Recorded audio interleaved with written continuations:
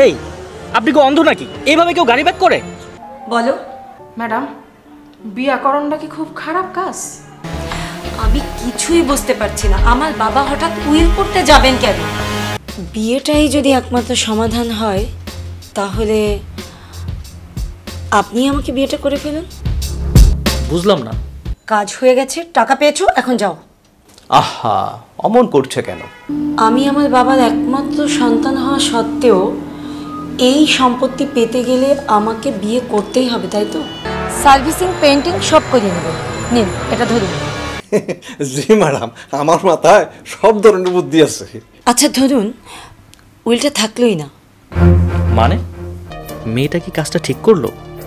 বিয়ে যদি করতেই হয় তাহলে মিথ্যে বিয়ে কেন? কেউ কিছু প্রমাণ করতে পারবে না, আপনিও না।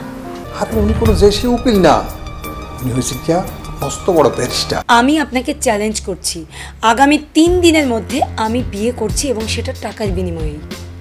Gate out, please get out. আমি যে বিয়েটা করলাম, আপনি খুশি হননি?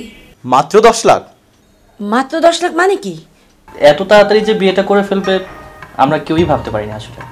আরে নো রিস্ক নো গেইন।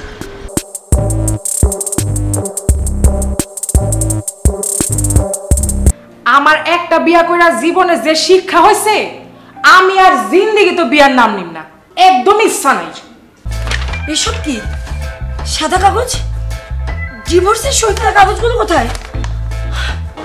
এই নিন আপনার টাকা।